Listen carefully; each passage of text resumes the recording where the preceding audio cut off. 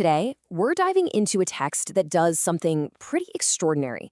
It takes one of the most terrifying moments in human history, the creation of the atomic bomb, and reframes it not as a story about science, but as an ancient myth brought back to life. The source material kicks off with this incredible line, and it immediately sets the stage for everything. It's framing the bomb not just as a weapon, but as a modern-day Pandora's box, a fable literally forged in the heart of a splitting atom. This one idea is going to guide our entire journey today. So let's start at the beginning. What actually happened when this mythical box was opened?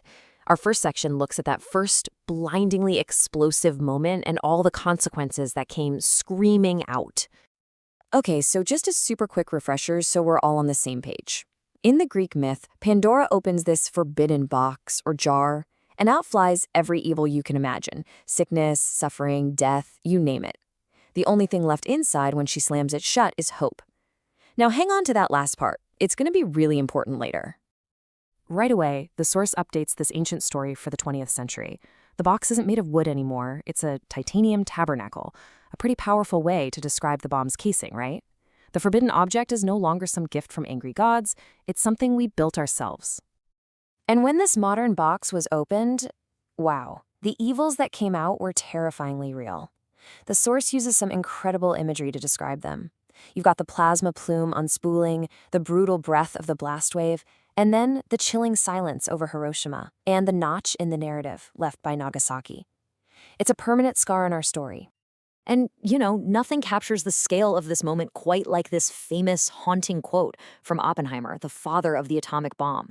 This is the sound of the creator realizing that the evils he unleashed from his box were, world-altering, a force of absolute, unbelievable destruction. But the devastation wasn't just what you could see, not by a long shot. Some of the most sinister evils were completely invisible, leaving this toxic fingerprint long after the mushroom cloud disappeared. The text calls them gamma ghosts, and that isn't just poetic language. It's chillingly accurate, isn't it?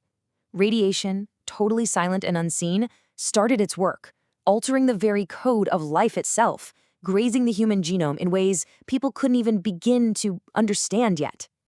And this poison didn't just stay in the air. Things like strontium-90 started seeping into the ground under everyone's feet.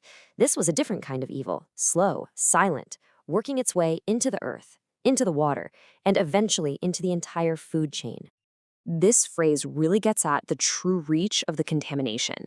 It wasn't some neat circle you could draw on a map. No, it was a fractal fingerprint, this complex branching pattern that spread with the winds, touching countless lives, many of them far away from the blast itself.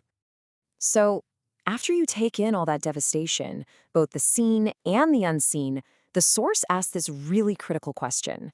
With all of these evils let loose on the world, was that it?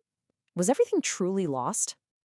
And that brings us to a huge turn in this whole story, because just like in the original myth, something else was there amidst all the chaos. Section 3 introduces this unexpected character, a stowaway named Hope. Now, this is where the source completely reinterprets the myth. See, Hope isn't the thing that gets left behind in the box. Instead, it's described as a stowaway subroutine, almost like a hidden piece of code that was spliced into the very surge of the explosion. It was actually born from the disaster, not just what was left over. So what's the message of this new kind of hope? It whispers this really profound idea through all the chaos and the sirens. It says this event isn't the end of the story. It's an encore, a call for a new act, for a completely new kind of human consciousness. This idea basically reframes the entire legacy of the atomic age.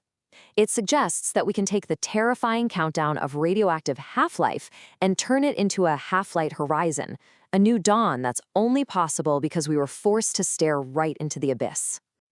Okay, so this all leads us to the final section, and it leaves us with this massive unresolved choice.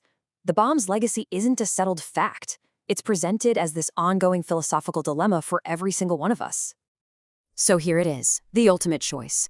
Was the bomb a simple curse like Pandora's box that just unleashed evil and suffering on the world, leading to proliferation and the Cold War?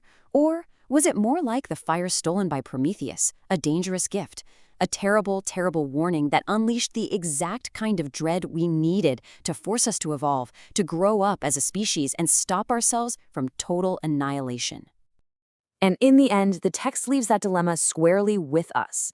It asks you to decide what you hear in the echo of that blast. Is it just the siren's song, pulling us toward more destruction? Or is it that faint whisper of hope, born from the ashes, calling on us to become something new? The choice, it seems, is still ours to make.